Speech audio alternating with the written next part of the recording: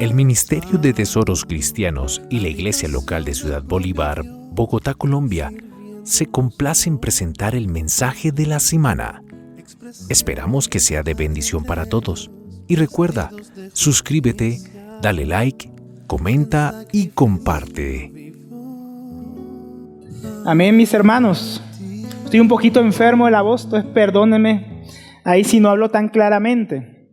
Entonces, mis hermanos, para introducir este pasaje quiero que recordemos, yo tengo un versículo, hermanos, clavado en el corazón desde que estamos estudiando la segunda parte del Evangelio de Juan, que creo que la vengo leyendo cada vez que tengo la oportunidad de enseñar, que está en Mateo 13, versículo 1, que dice que antes que llegara, antes de la fiesta de la Pascua, sabiendo Jesús que su hora había llegado, como estamos aquí viendo, el Señor Jesús está orando sabiendo que su hora había llegado.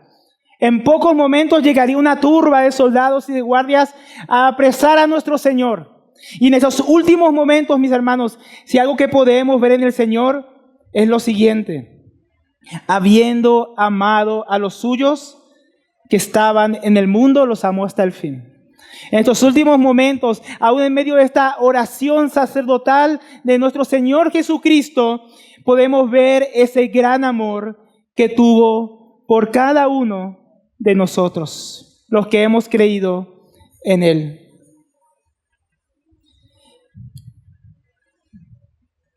Entonces, mis hermanos, en esta mañana vamos a continuar viendo esta oración de nuestro Señor Jesucristo a favor de su pueblo, a favor de nosotros, a favor de aquellos de todos los que hemos creído y hemos confiado en Él. Vamos a continuar ahí, mis hermanos, entonces, si me dan un momento, que se me apagó aquí.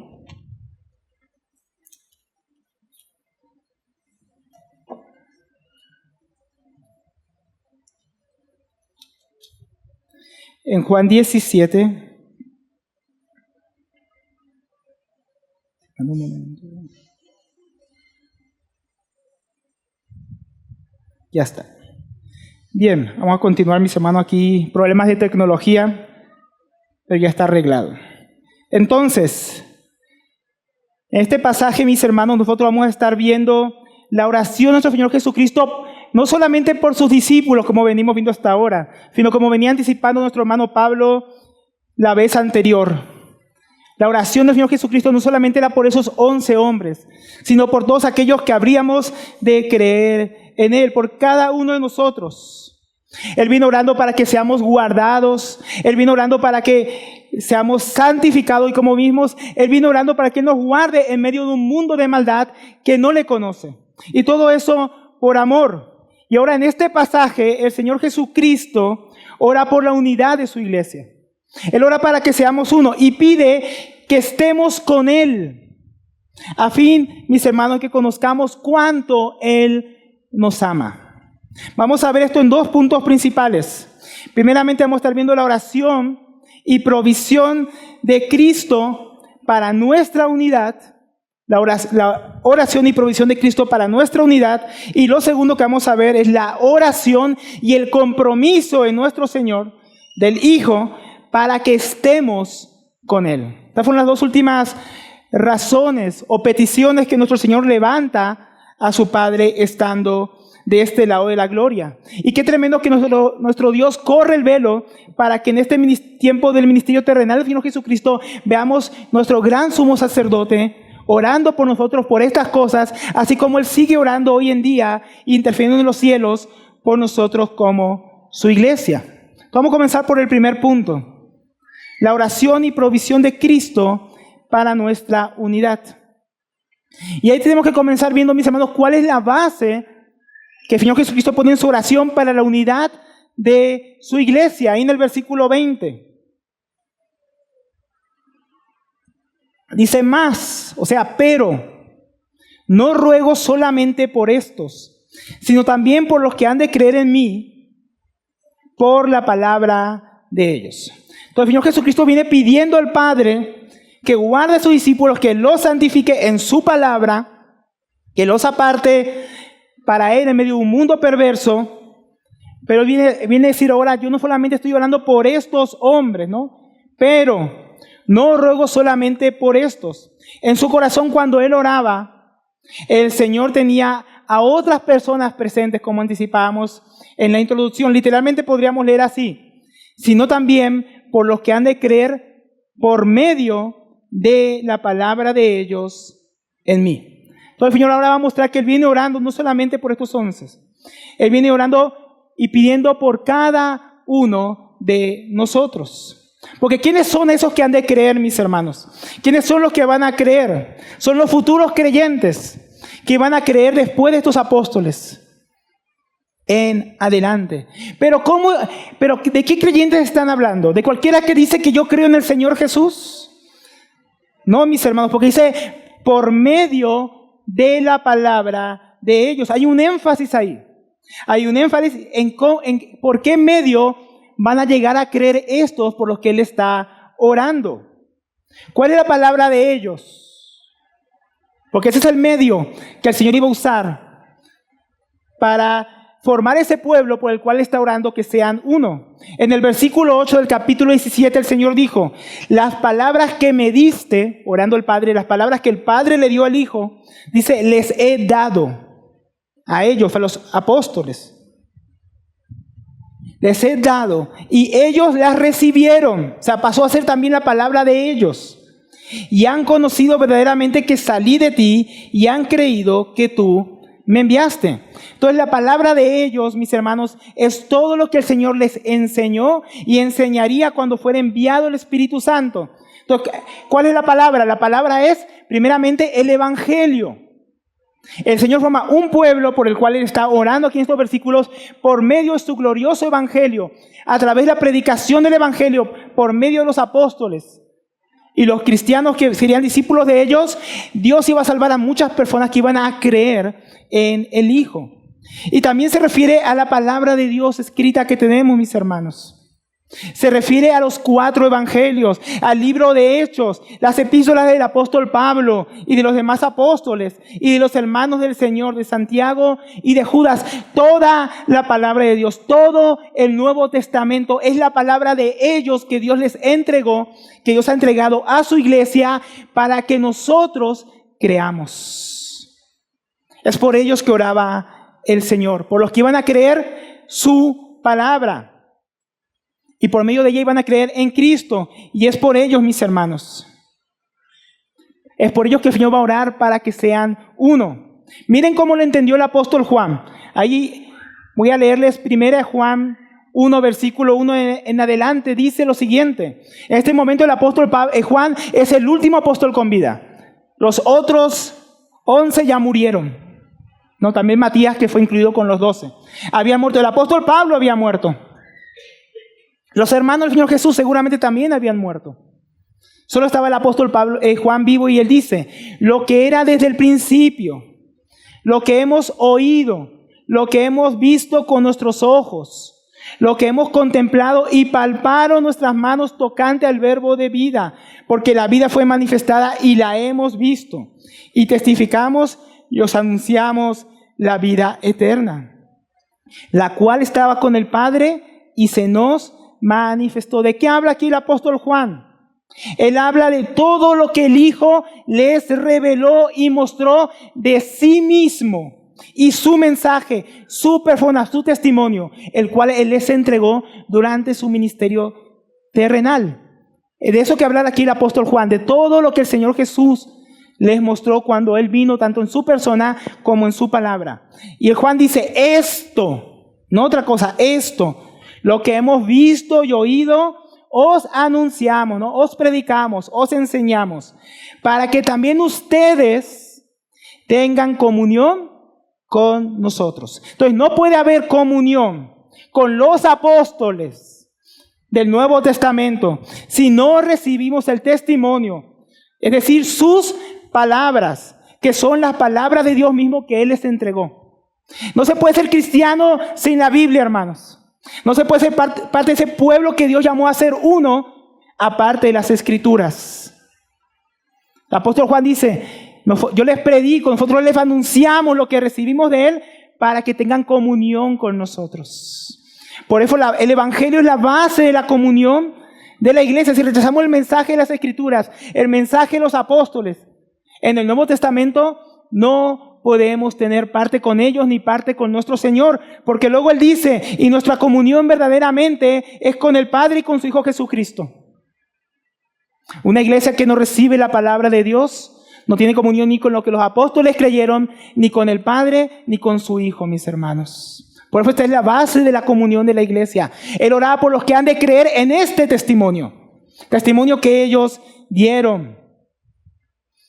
Es por los que creen en sus palabras, anunciadas por los apóstoles, los que llegan realmente a ser uno con Él. Entonces el Señor no ora, mis hermanos, entonces para que seamos uno con las sectas, porque ellas no han recibido la palabra de Dios. No podemos ser uno con los mormones, no podemos ser uno con los testigos de nadie o contra Jehová.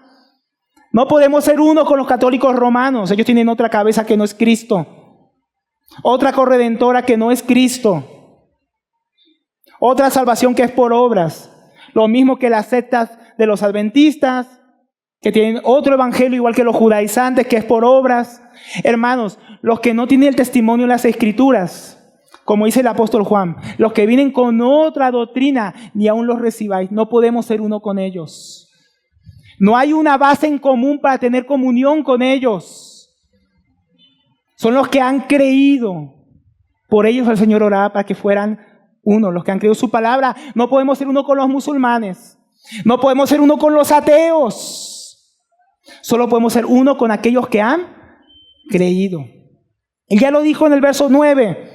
En el capítulo 17 de Juan, yo ruego por ellos, no ruego por el mundo, sino por los que me has dado, porque son tuyos. ¿Quiénes fueron los que el Señor le dio?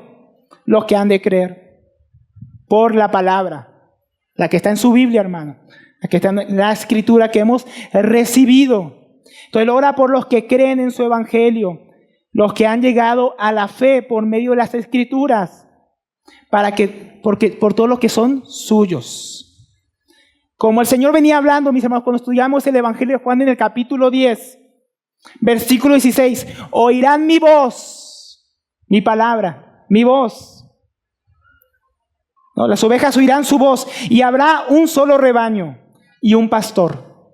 Son los que escuchan su voz, su palabra, mis hermanos. Los que le siguen a Él y conforman un solo rebaño, detrás de un solo pastor. Las palabras del pastor de Jesucristo, no de ningún hombre, son las que le atraen a las personas para seguirle, es su evangelio. Son las que hemos oído y seguimos juntos. Por eso es la base de la unidad, mis hermanos. Es recibir su palabra, es creerla. Los que no creen no pueden ser uno con los que creen. No podemos ser uno, hermano. Tú que nos visitas, no puedes ser uno hasta que creas en las palabras de Cristo, hasta que creas su evangelio. Ahora miren cómo el Señor ora. El Señor va a orar para que sean uno los que creen, pero miren cómo ora el Señor, miren lo que Él pide, ahí en el versículo 21. Él pide, Él ora, que todos sean uno. Él pide por la unidad de los que creen en Él, por medio del testimonio de las Escrituras. Y mire que dice, todos. No dice algunos de los que han creído mi palabra que sean uno. Él ora que todos. Todos. Con los que, no solamente con los que me caen bien. No solamente con los que estamos de acuerdo en todo. Él ora para que todos los que son suyos, por la palabra del Evangelio, todos los que creen, todos sean uno. Qué importante entender eso, mis hermanos. Para que entendamos que no solamente Europa, que seamos uno como iglesia local. O uno solamente con los que hemos entendido ciertas cosas de la palabra. Aún con los hermanos que están en denominación, aún con los hermanos que están en otros ambientes, el Señor oró para que todos los que son realmente de Él por la palabra sean uno. Y luego añade más adelante en el versículo 21, que también ellos sean uno en nosotros. Esto es impresionante, porque no somos uno en nuestras propias iniciativas de unidad. Él no dijo, yo creo que sean uno cuando se reúnan en un estadio. No. Ni por estar en una misma denominación o en un mismo grupo particular. Tampoco somos uno por medio de estar todos en un mismo sitio. No somos uno por estar todos de acuerdo en todo, especialmente en asuntos que son secundarios. Acá hay hermanas que usan el velo y hermanas que no usan el velo. Igual todos somos uno. Porque esas cosas no nos pueden dividir, mis hermanos. Porque la base dice ahí que sean uno en nosotros. Somos uno en la comunión de la Trinidad. Somos uno en ellos. No es que somos uno en nosotros mismos. Somos uno en ellos. Y eso es muy importante de entender. Porque ahí nos va a hablar del modelo de la unidad. Es el modelo de la Trinidad. Versículo 21 dice, como tú, oh Padre, en mí y yo en ti. Que también ellos sean uno en nosotros. Entonces, ¿cómo? ¿Cómo muestra cómo es el modelo? El Señor pide que nuestra unidad sea así como es su unidad con el Padre. Entonces, esta es la unidad de la Trinidad. Y aquí entramos, mis hermanos, en asuntos profundos, importantes. Así que no se duerma. Si está dormido, despierte. Porque esto es importante. Estos son fundamentos de nuestra fe. Estamos entrando en la unidad íntima del Dios intratrinitario. Entonces, Dios, mis hermanos, lo que habla aquí y lo que hemos venido aprendiendo es que Dios es uno. Uno en esencia. Pero Él subsiste en tres personas divinas, el Padre, el Hijo y el Espíritu Santo, un solo Dios, en tres personas divinas. No son tres dioses, sino que son un solo Dios. No son una sola persona que se pone diferentes máscaras. No, un solo Dios en tres personas. Y aquí vemos, porque aquí lo vemos claramente en esta oración, el Hijo orando al Padre. El Padre oyendo al Hijo. El Espíritu Santo diciendo al Hijo que va a venir de parte de Él y del Padre. Entonces ellos tienen, mis hermanos, una relación de unidad. Una que no anula la personalidad de cada uno de ellos. Porque el Padre no es el Hijo no es el Padre, ni ellos son el Espíritu Santo. En todo lo que respecta a la deidad, son iguales. O ellos obran juntos. Ninguno obra sin el otro. El Padre envía al Hijo. El Hijo viene de parte del Padre por obediencia. Y una vez que el Hijo asciende, el Padre y el Hijo envían al Espíritu Santo a morar en los creyentes. Ellos buscan la voluntad uno del otro, la gloria uno del otro. El Hijo glorifica al Padre. El Padre glorifica al Hijo. El Espíritu Santo enviado del cielo vino a glorificar al Hijo. Entonces, mis hermanos, es una relación ininterrumpida, eterna, de armonía perfecta. Esa es la unidad por la que el Señor está orando para los que hemos creído en Él por su palabra. Es una unidad perfecta de amor, de entrega, de servicio. Es la que el Padre quiere para nosotros, es la que el Hijo quiere para nosotros. Entonces, por medio del ejemplo de la unidad divina, podemos entender algunas cosas que no significan unidad. Unidad no es uniformidad. Así como en la Trinidad el Padre no es el Hijo no es el Padre, ni ellos son el Espíritu Santo, sino que cada persona divina puede decir yo soy en unidad, pero siendo diferentes. Así también es para la iglesia. Ser uno como iglesia no significa que todos tenemos que pensar igual, vestir igual. No, que aquí todos debemos usar falda, no significa eso. Que aquí todos que todos los cristianos, todo el mundo tenemos que cantar las mismas canciones, tampoco significa eso. Eso no es ser uno. Que todas las iglesias locales seamos igualitas en cada aspecto. Que todos tomemos la cena igual.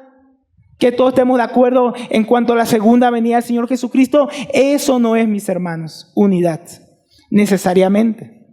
Entonces, unidad no es uniformidad, que todos se vean iguales. Dios no anula la personalidad de cada creyente. Así como en la Trinidad no se anula la persona del Padre, el Hijo y el Espíritu Santo. Dios no anula que tengamos diferentes gustos. Pero en medio de esa diversidad hay una unidad.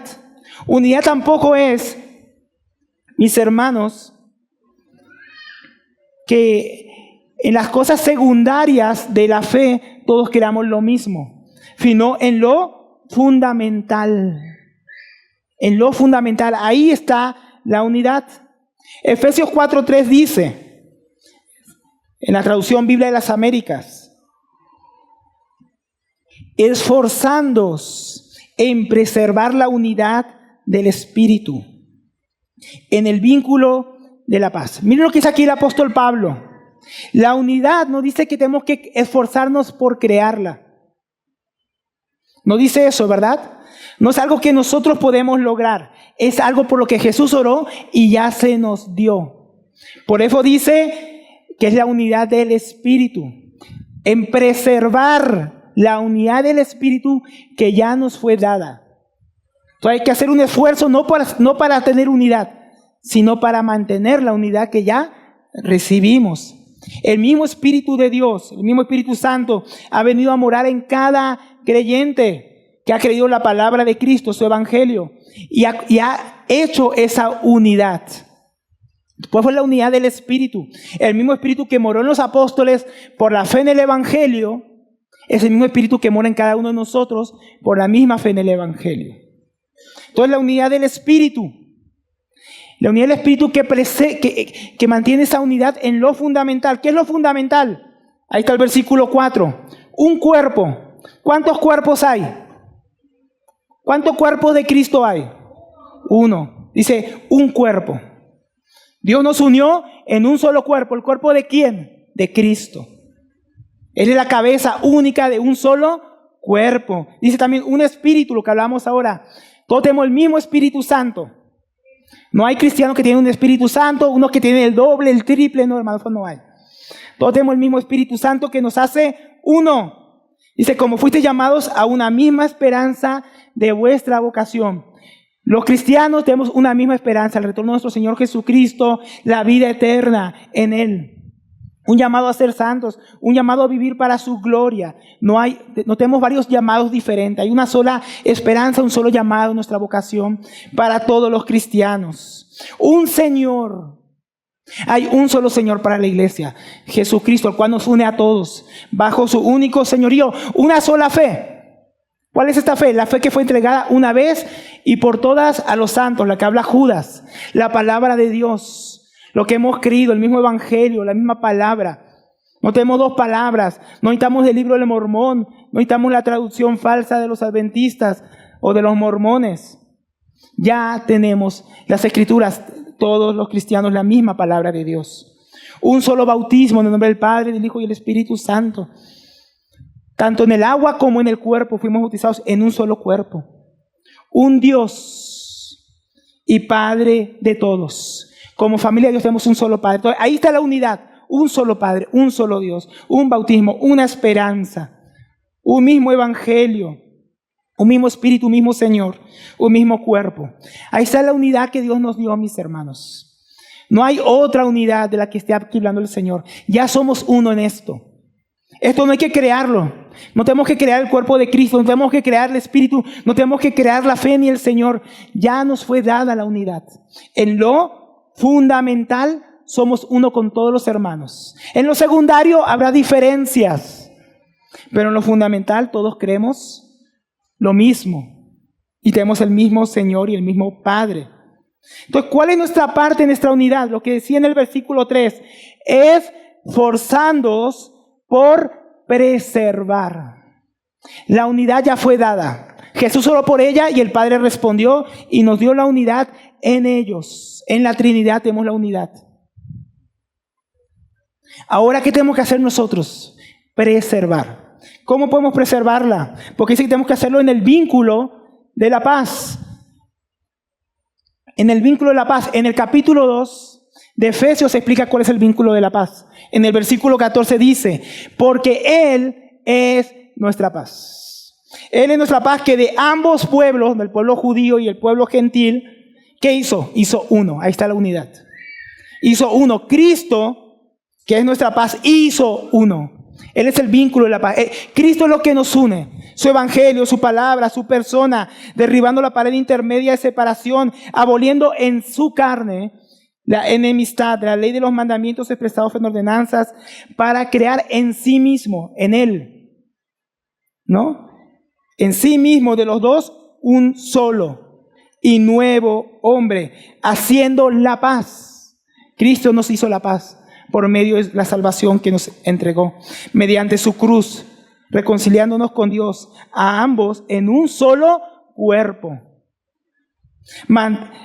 matando en ellas las enemistades. Y vino y anunció las buenas nuevas de paz, la obra que Él hizo para hacernos uno, su obra en la cruz. A ustedes que estaban lejos y a los que estaban cerca, porque por medio de Él unos y otros tenemos entrada por el mismo Espíritu al Padre. Entonces Cristo es el vínculo de la paz. Cristo es lo que nos une, mis hermanos, su evangelio, su persona, su obra. Entonces, en lo fundamental otra vez es en aquello que debemos mantener la unidad. Tenemos que pelear, esforzarnos, proteger lo fundamental, hermano. No podemos negociar lo fundamental, porque cuando negociamos lo fundamental, se rompe la unidad. Se quebranta la unidad. Cristo es nuestra paz, es nuestro vínculo, es quien nos une. Por eso somos uno en Él. Pero no solamente es eso, mis hermanos. En Filipenses, en la epístola de Filipenses, donde había falta de unidad en medio de ellos, el apóstol Pablo les decía cómo mantener la unidad.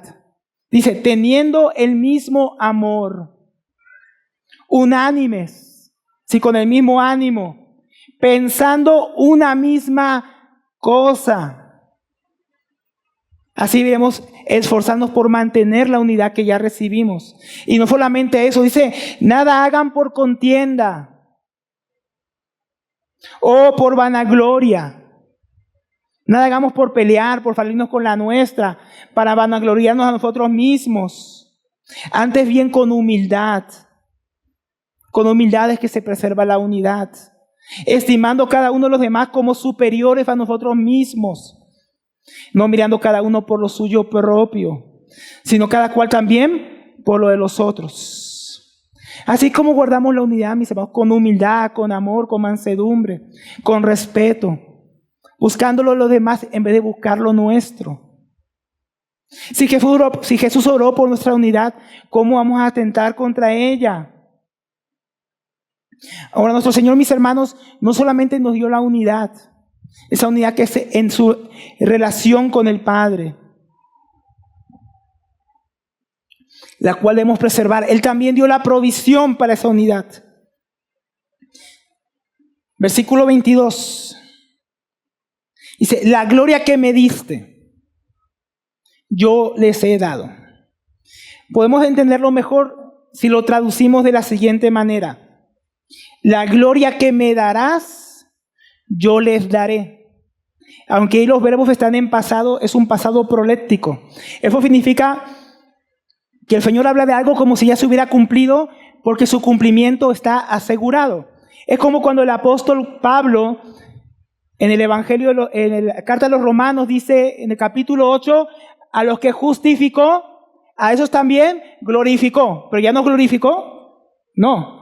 La glorificación es un evento futuro. El apóstol Pablo lo pone en pasado para decir, es imposible que el que ha sido justificado no vaya a ser glorificado en el futuro. Es lo mismo que está haciendo aquí nuestro Señor Jesucristo. Él usa un verbo en tiempo pasado para mostrar lo segura que es la gloria que Él nos iba a dar después que Él hiciera su obra en la cruz. Ahora, ¿qué es esta gloria de la que habla aquí el Señor? Es la gloria del nuevo pacto que se habla en 2 Corintios capítulo 3, el cual entró en vigencia el día de Pentecostés, cuando fue enviado el Espíritu Santo con poder sobre la iglesia. Es Cristo glorificado en el cielo, sentado a la diestra del Padre, y el Espíritu Santo enviado a la tierra a llenar su iglesia para que Cristo fuera glorificado entre los hombres. Desde ese momento se empezó a cumplir aquello por lo cual el Señor oró, que fuéramos uno. Padre, yo les voy a dar mi gloria, la gloria que tú me diste, para que ellos sean uno. Entonces Cristo fue glorificado, mis hermanos, en el cielo, y en nosotros por medio de su Espíritu aquí en la tierra. De tal manera que ahora la iglesia, mis hermanos, en el Hijo, o más bien el Hijo en la iglesia es plenamente representado, tal como el Padre representó fielmente al Hijo en la tierra. Porque, mis hermanos, ahora el Hijo, ¿dónde está? Está en los suyos. Y los suyos están en el Hijo. Y por medio del Espíritu Santo ahora pueden expresar esa unidad. Ahora Cristo vive en cada uno de los creyentes y Él mismo es su gloria. Y como dice Pedro, por medio de Él nosotros llegamos a ser partícipes de la naturaleza divina, manifestando la vida de Cristo en nosotros. Esa es la gloria que nos fue dada, mis hermanos. Esta gloria incluye cosas como la vida de Cristo en nosotros. Como Él decía, que nosotros estando Él en Él y Él en nosotros, llevemos mucho fruto. Cuando estudiamos, ¿no?, en el capítulo 15 de Juan. Se nos dio la vida de Cristo para llevar su fruto, para mostrar su gloria. También es la gloria de su palabra que nos fue dada, para que lo demos a conocer a Él. También es la vida del Espíritu en cada creyente para glorificarle. Es todo lo que hemos recibido en Cristo. Esa es la gloria que tenemos ahora. Lo que el Padre le dio al Hijo, el Hijo ahora nos lo comunica a nosotros por el Espíritu Santo. Ahora el Hijo nos hizo partícipes con Él de su unidad. Porque luego dice que esta gloria que se nos dio, ¿para qué es? Para que sean uno. Así como nosotros somos uno. Yo en ellos y tú en mí. Entonces nos hace partícipes de su gloria, de su vida, para que seamos uno. Y Él añade algo más ahora. Porque eso ya lo vimos, que seamos uno, pero ¿qué más añade? Para que sean perfectos en unidad. Literalmente para que sean perfeccionados hacia la unidad. Porque aunque ya somos uno en Cristo, en la práctica, en la experiencia, nuestra unidad todavía no es perfecta. Todavía hay muchos desafíos, todavía hay muchas controversias, todavía hay muchos desacuerdos, todavía hay mucho de nuestra carne, mis hermanos. Entonces Jesús no solamente nos dio su gloria para ser uno, sino para que esa unidad sea perfeccionada en medio de su pueblo. Es lo que podemos ver en Efesios 4, versículo 11 en adelante, que Cristo glorificado, ascendido a los cielos, Él derrama de sus dones sobre la iglesia, evangelistas, profetas, apóstoles, maestros, pastores. ¿Para qué? Para el perfeccionamiento de los santos, para equipar a los santos, para que los santos hagan la obra del ministerio, la cual consiste en crecer en esa unidad por la palabra. Para que creciendo en amor, en todo aquello que pertenece a la cabeza, ayudados por las coyunturas que se ayudan mutuamente, que estamos en Él, en el varón perfecto, en unidad. Entonces Dios ha derramado su gloria, mis hermanos, sobre su pueblo. Él ha derramado sus dones. Él nos trae su palabra para que seamos perfeccionados en esa unidad en la cual Él nos dio. Entonces, hermano, no se escandalice cuando usted vea cuánto chisme, cuánta desunión, cuántas situaciones. Hermanos, que todavía no somos perfectos. Usted no es perfecto, yo no soy perfecto. Por eso decía Pablo, antes de decir esforzándose en guardar la unidad, decía soportándoos unos a otros. Que hay que soportarnos, dice, con paciencia. Esa unidad que Dios nos dio tiene que ser perfeccionada, no por causa de Él. La unidad de la Trinidad es perfecta, el problema es que nosotros somos imperfectos. Y Él tiene que obrar en nosotros por su gloria, por su vida, por su palabra, por su espíritu, para formar esa unidad que no es natural en nosotros. Ahora, ¿cuál es el propósito de la unidad, mis hermanos? Él viene orando por aquellos que han de creer en Él, para que sean uno, así como la Trinidad es perfecta en unidad. Pero ahora vamos a empezar a hablar del propósito. Dice en el versículo 21, lo pasamos por alto a propósito. Para que el mundo crea que tú me enviaste. Y en el versículo 23 vuelve y añade, para que el mundo conozca que tú me enviaste. Entonces el énfasis que el Señor está haciendo en la unidad, mis hermanos, cuando Él pidió que seamos uno y nos dio su gloria, su misma vida, su mismo espíritu, para llevar a cabo y perfeccionar esta unidad, en los que creyeran, era para que aquellos del mundo que no le conocen, creyeran, le conocieran al Dios vivo, al Padre. Eso es exactamente lo que vemos cumplirse en Hechos de los Apóstoles. Capítulo 2, versículo 43. En el capítulo 2 comienza el derramamiento del Espíritu Santo sobre los discípulos. Ellos estaban orando, unánimes. Y el Espíritu Santo viene sobre ellos. ¿Y qué ocurre? Un milagro. El Señor hace un solo pueblo, un solo cuerpo.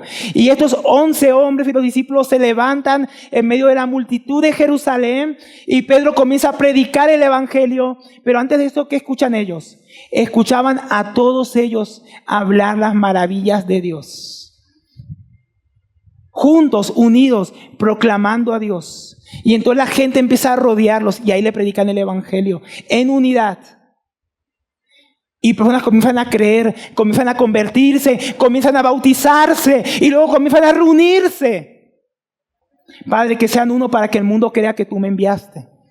En esa unidad que empezó en Pentecostés, el mundo comenzó a ver y a escuchar el mensaje por medio de la unidad de la iglesia. Pero luego en Hechos 2:43 vemos que esto continuó. Dice, en esa unidad que estaban estudiando la palabra de los apóstoles, perseverando en la comunión, porque primero vino la palabra, luego vino la comunión, la cena, las oraciones. Luego viene versículo 43, y sobrevino temor a toda persona. Y muchas maravillas y señales eran hechas por mano de los apóstoles. Y todos los que habían creído, ¿en qué? La palabra, el evangelio, por los que oró Jesús, estaban juntos. Y tenían en común todas las cosas. Una unidad por el evangelio, pero también una unidad de vida, de participación en las necesidades mutuas, porque dice, y repartían a todos según la necesidad de cada uno. Una unidad práctica. Y perseveraban unánimes, con un mismo ánimo, un mismo propósito, cada día en el templo, y partiendo el pan en las casas, y comían juntos con alegría y sencillez de corazón. Que vemos ahí una iglesia unida. Una iglesia donde se cumplió la oración del Señor Jesucristo por la palabra que recibieron y creyeron, y por la vía del Espíritu que vino a morar en ellos. ¿Cuál fue el resultado? Dice, alabando a Dios y teniendo favor con todo el pueblo. El Señor añadía cada día a la iglesia los que habían de ser salvos. Resultado de la unidad, empezaron a creer.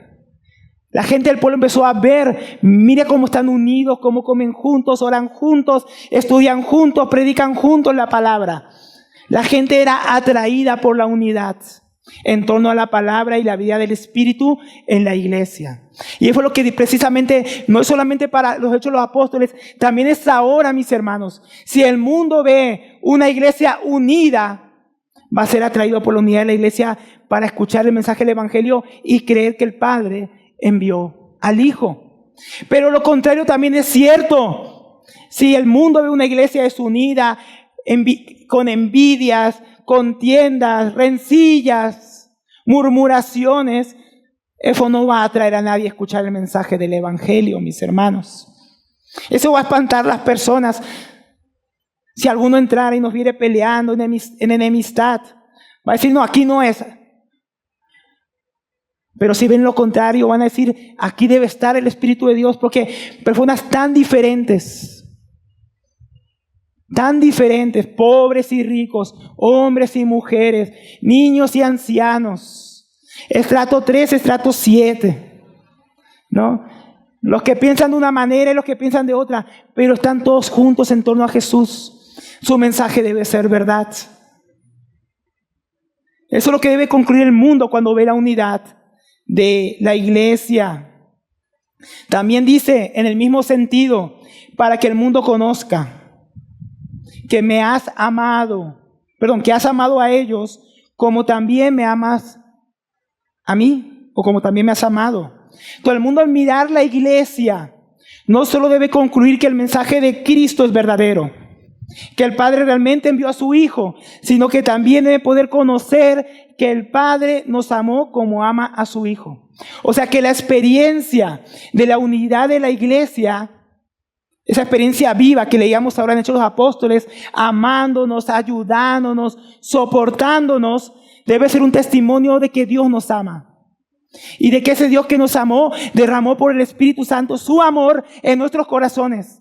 De tal manera que ahora podemos amarnos y expresarnos el amor práctico unos a otros. Y en el amor de unos a otros, ¿qué debe conocer el mundo? Debe conocer, así es como Dios ama al Hijo.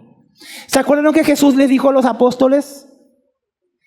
Un nuevo mandamiento les doy, que se amen unos a otros como yo los he amado. ¿Para qué? Para que el mundo conozca que son mis discípulos. Ahora añade, para que el mundo vea cómo el Padre me ama a mí. Cómo el Padre me ama a mí. El testimonio del amor de la iglesia es un testimonio cómo el Padre ama a su Hijo. ¿Qué testimonio estamos dando, hermanos? ¿Será que cuando entra alguien por esa puerta, cuando nos ven en un campamento, cuando nos ven compartir juntos, el mundo puede decir, wow, así es el amor de Dios por su Hijo, porque así se ama la iglesia, como Él les ama? ¿Qué puede ver? Porque Jesús dice, así es para que conozcan, hermanos. Dios quiere que el mundo conozca su amor por medio de la iglesia. ¿Qué es lo que verá el mundo, mis hermanos? Tertuliano en el siglo II escribió que los paganos cuando miraban la iglesia decían, miren cuánto se aman. Entonces, en la unidad de la iglesia ellos veían el amor.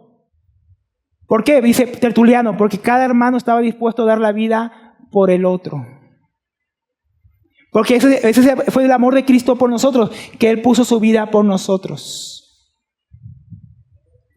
Entonces, ¿qué está viendo el mundo, hermano? ¿Será que la gente en este mundo tan dividido, un mundo que se odia, un mundo que se divide, un mundo que pelea por todo, que se matan ahí, porque por el tráfico salen y se tiran un tiro por estar peleando?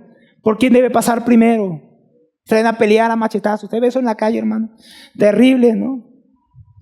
Entonces, en un mundo lleno de odio, lleno de desesperanza, el mundo tiene que conocer el amor de Dios por medio de la iglesia. De esa unidad práctica. Ese amor mutuo. ¿Será que ese amor que nosotros expresamos o esa falta de amor hace que nuestros hijos duden en vez de conocer? ¿Hace que nuestro vecino permanezca escéptico? ¿O vuelve incapaz a los que nos visitan de apreciar el amor de Dios? Miren cuánto nos amó Cristo, mis hermanos, que nos hizo uno, para que en unidad experimentemos ese amor que tiene el Padre por Él. Ese es el primer punto. Ahora el segundo punto, mis hermanos. Primer punto es que el Señor Jesucristo ha orado para que seamos uno y ha provisto para que seamos uno, con el propósito que el mundo le conozca a Él, que Él ha sido enviado por el Padre y vea su amor en la iglesia.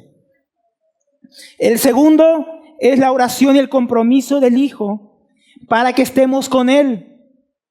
En su amor por nosotros, el Hijo de Dios no solo pidió al Padre para que seamos uno, sino que Él quería estar con nosotros.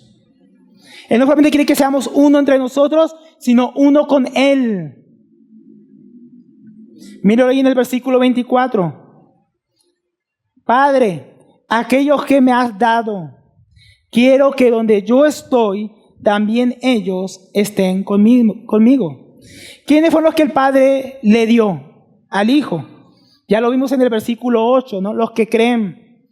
Los que creen por medio de su palabra son los que el Padre le dio al Hijo. No son otros. Esos son los suyos. Entonces, si tú crees, mira cuánto te amó Cristo, que oró esto por ti y por mí. Padre, que aquellos que me has dado, yo quiero. Esa palabra telo en griego expresa un deseo, un anhelo. Mira lo que quería el Señor Jesucristo, que donde yo estoy, también ellos estén conmigo. Y lo más importante ahí es conmigo. Conmigo. No quiere decir que estemos donde Él está, sino que donde Él está, estemos con Él. Tanto amó el Hijo a su pueblo, a los suyos, que quiere que estemos con Él donde Él está.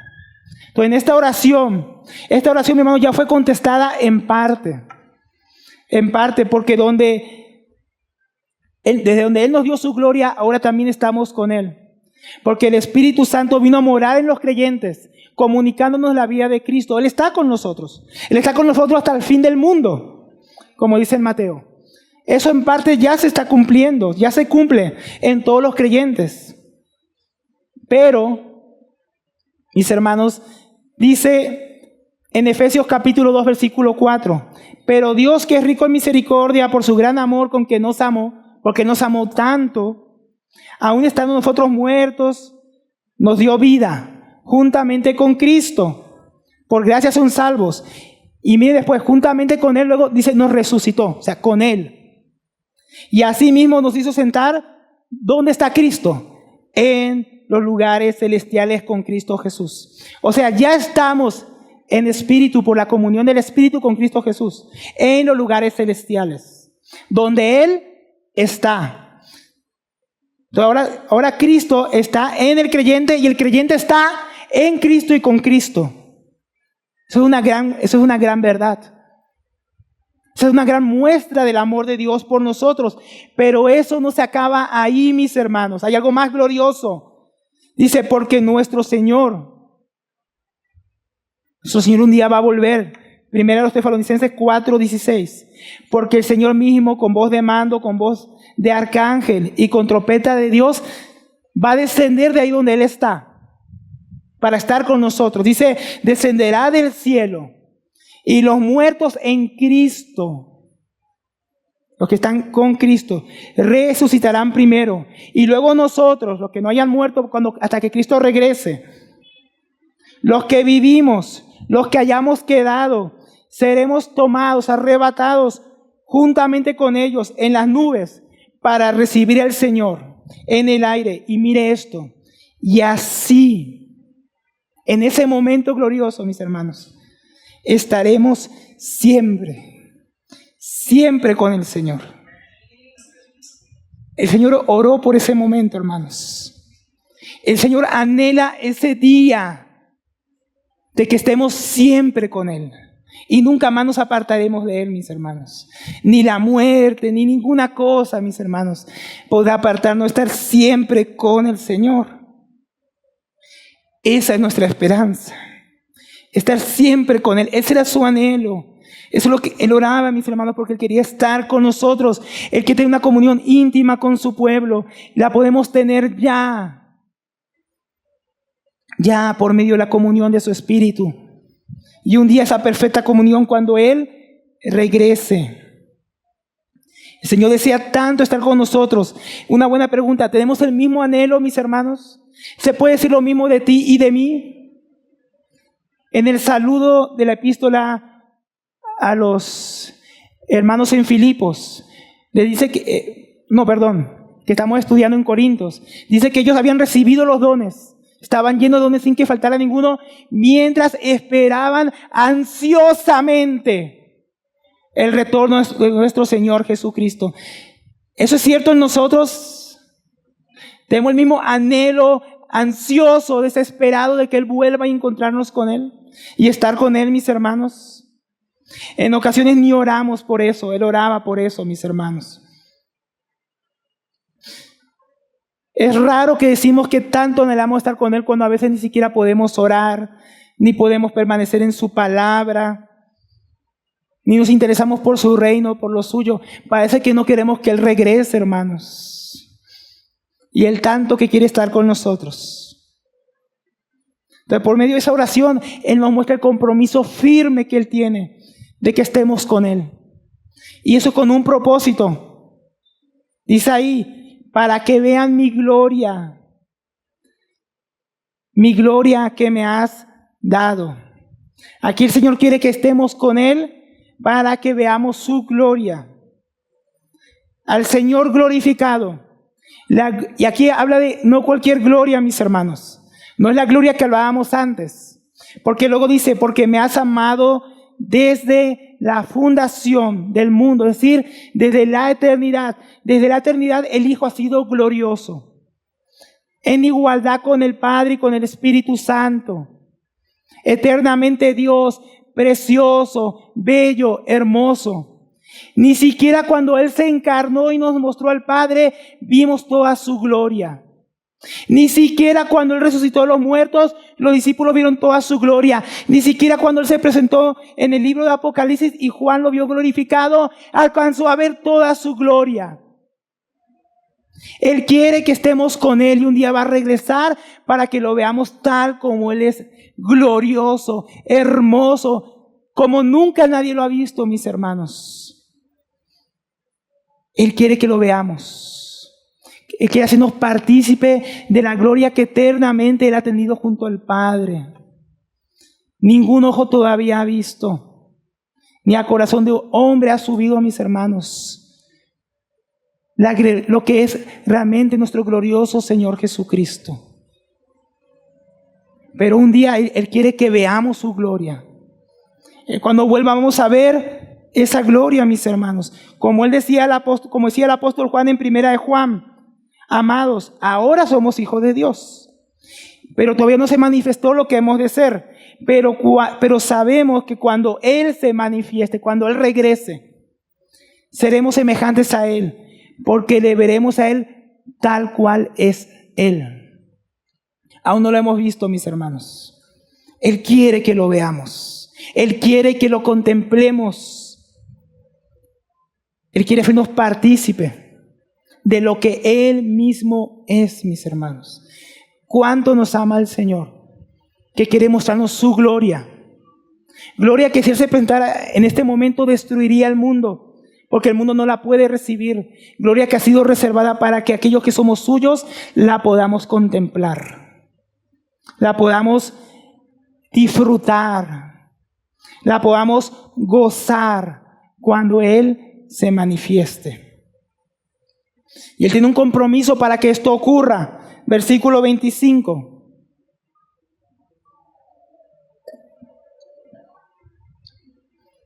Padre justo, el mundo no te ha conocido. ¿Quién es el mundo? Los incrédulos, ¿no? Los que rechazan la palabra de Dios. Todos nosotros, antes de creer en Cristo, el mundo, las personas, cada hijo de Adán, desde Adán hasta hoy, que ha rechazado a Dios, el mundo no le ha conocido. No ha conocido al Padre. Porque el mundo rechaza a Jesucristo, la imagen de Dios invisible. Lo rechaza, el mundo no conoce al Padre. Pero Jesús dice: pero yo te he conocido. ¿Por qué? Porque tiene una comunión eterna, íntima con el Padre. Entonces el Hijo conoce plenamente al Padre y el Padre conoce plenamente al Hijo desde la eternidad. Y el Hijo dice: y estos, ¿quiénes fueron estos? Los que recibieron su palabra, por lo que logra que sean uno, han conocido que tú me enviaste. Todos los discípulos conocieron al Padre por medio del Hijo, como el Hijo dijo a Felipe: tanto tiempo estás conmigo y aún no has visto al Padre. El que me ve a mí ve al Padre. El que conoce al Hijo por medio del Hijo llega a conocer al Padre. Y todos nosotros que hemos conocido al Hijo también le hemos conocido al Padre. Entonces, tú que escuchas hoy, ¿de qué lado de la línea estás parado? ¿Del mundo, los que no conocen al Padre, o los que por medio del Hijo conocen al Padre? No puedes conocer al Padre si rechazas al Hijo. No puedes. No se puede tener al Padre sin el Hijo. Tienes que cruzar la línea, tienes que poner tu fe en el Señor Jesucristo para que también puedas conocer al Padre. Luego dice el versículo 26: y les he dado a conocer tu nombre. El nombre habla de la esencia de la persona, de su carácter. A Dios nadie le vio jamás, pero el unigénito del Padre que está en el seno del Padre, Él lo ha dado a conocer, ¿no? Evangelio de Juan capítulo 1. Versículo 18 en adelante. Entonces, el Hijo es el que nos ha revelado al Padre, el que nos ha mostrado al Padre. Él ha dado a conocer su nombre, su persona. Dice, y lo daré a conocer aún. Él no solamente dio a conocer a los apóstoles, a los que lo vieron físicamente cuando Él vino a la tierra. Él se lo voy a dar a conocer aún. ¿A quién? A nosotros. A cada creyente Él revela al Padre. A cada creyente Él da a conocer su Padre. Y lo introduce por medio de la comunión con Él, a la comunión con el Padre Celestial. Porque nadie puede llamarle a Dios Padre, si no es por el Espíritu de Dios, que ahora mora en Él por Jesucristo. El Espíritu que nos fue dado ahora, y podemos llamar por eso Abba Padre a nuestro Dios. Entonces Jesucristo está dando a conocer a su Padre el día de hoy también. Tú que no crees, escucha la palabra de Cristo. Cristo aún está dando a conocer a su Padre y quiere que tú conozcas a su Padre. Él lo da a conocer. Mateo 11:27. Todas las cosas que me fueron entregadas por mi Padre, y nadie conoce al Hijo sino mi Padre, ni el Padre conoce a alguno sino el Hijo, y a quien el Hijo se lo quiera revelar. Es el Hijo el que revela y sigue revelando hoy por el Evangelio, por su palabra, a el Padre Celestial. El Hijo nos dio a conocer al Padre por medio de su glorioso Evangelio. Él envía ahora a sus hijos, a nosotros, a predicar el Evangelio a un mundo que no le conoce. ¿Por qué? Porque nosotros le hemos conocido. Para que el mundo crea y también le conozca. ¿Ves el amor que Dios tiene? ¿Ves el amor del Hijo de Dios? El Hijo nos dio a conocer al Padre. Y ahora quiere que nosotros que le conocemos, le demos a conocer a Él. ¿Para qué? Para que el amor con que nos ha amado, con que me has amado, dice, para que el amor con que me has amado esté en ellos y yo en ellos. Entonces, por medio de conocer al Padre, somos puestos en Cristo. Cuando creemos el Evangelio, nos hicimos uno con Cristo. El Padre y el Hijo enviaron el Espíritu Santo. Nosotros creemos, Él vino a morar en nosotros, nos bautiza en Cristo, y estando en Cristo ahora estamos en el Padre. Y como el Padre ama a su Hijo, Él ahora también nos ama a nosotros porque estamos en Cristo. La única razón por la que el Padre nos ama es porque hemos conocido al Padre por medio de Cristo y ahora estamos en Él. ¿Cuánto nos amó en Cristo, que vino a morir por nosotros, para que por medio de la fe ahora estemos en Él, para que experimentáramos el amor del Padre? Qué tremendo que el Padre no nos ama. El Padre a mí no me ama como Alberto. No te ama a ti como Viviana, ni a ti como Cristian, ni a ti como eres. Él nos ama como ama a Cristo. ¿Cuánto es ese amor? ¿Cuánto ama el Padre a su Hijo? Desde la eternidad. Ahora cantamos, de la eternidad me amó. ¿Por qué nos amó de la eternidad? Porque de la eternidad amó a su Hijo. Y como ama a su Hijo y le dio todas las cosas, así te ama a ti y así me ama a mí, así ama a su iglesia. Qué grande amor, mis hermanos. Aquellos que viven desanimados, nadie me ama. El Padre te ama como a su Hijo. ¿Quién te puede amar más que el Padre? Que te ama como el propio Señor Jesús. ¿Es eso acaso poco para ti o para mí? Así nos amó el Señor. Él da a conocer a su Padre para que podamos experimentar el amor del Padre. En Él. En Él, mis hermanos. Entonces aquí vemos cómo en este segundo punto vemos el amor del Señor, en esa petición de Él para que estemos con Él y para que estemos en Él, para que experimentemos el amor del Padre. Entonces, en conclusión, en este pasaje hoy, mis hermanos, hemos visto la oración de nuestro Señor Jesucristo por la unidad y para que estemos con Él, a fin de que conozcamos su amor por nosotros. Hemos visto la provisión de Cristo para nuestra unidad. Y la oración de Cristo es su compromiso, el compromiso del Hijo, para que estemos con Él. Ahora quiero terminar reflexionando en esto, mis hermanos. Esto que el Señor oró, ya hoy es una realidad. Ya somos uno en Cristo. Ya estamos con Él. Y Él está con nosotros. Y el Padre ya nos ama. Todo esto que el Señor oró en el pasado, hoy es un presente para nosotros. Entonces, viendo toda esta oración que el Señor hizo por nosotros, que Él sea glorificado, que nosotros seamos guardados del maligno, que nosotros seamos santificados por la palabra, que nosotros seamos guardados en medio de un mundo de maldad, que seamos uno en Él como Él es uno con su Padre, y que estemos con Él por siempre para experimentar el amor del Padre y para que el mundo crea. Miro toda esta oración intercesora por el Señor. ¿Puedes ver cuánto Cristo te amó? Todo esto lo oró antes de ir a la cruz. Todo esto lo oró antes de morir por nosotros. Pero no iba a terminar ahí. Él iba a sellar esta oración con su sangre. Iba a certificarla con su resurrección. Hermano, todo esto que el Señor oró no es un simple deseo. Es un sí y amén. Y nuestro intercesor vive por siempre para interceder por nosotros. Hermanos, la iglesia hoy tiene externamente muchas divisiones. Pero la oración del Señor ha sido respondida por el Padre. Somos uno en Cristo. Por eso, mi hermano, ahora quiero invitar a los hermanos de la alabanza que vamos a entonar una alabanza en cuanto a esta unidad. Luego vamos a dar unos anuncios importantes. Vamos a cantar al Señor, vamos a darle gracias por esta unidad. Vamos a cantar una oración que también habla del compromiso que tenemos como iglesia. Él pagó un alto precio para que seamos uno.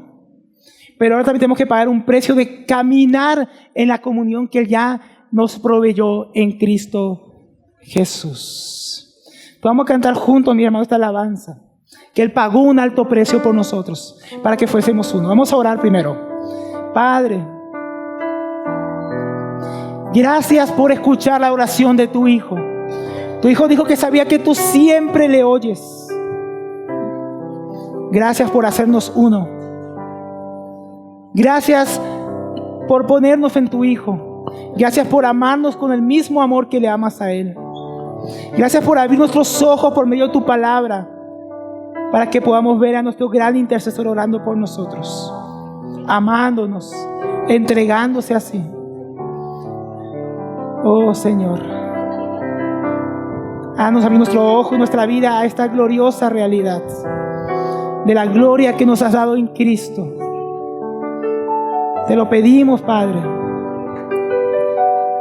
en el nombre de Cristo Jesús. Amén. El Ministerio de Tesoros Cristianos y la Iglesia Local de Ciudad Bolívar, Bogotá, Colombia, se complace en presentar el mensaje de la semana. Esperamos que sea de bendición para todos. Y recuerda, suscríbete, dale like, comenta y comparte.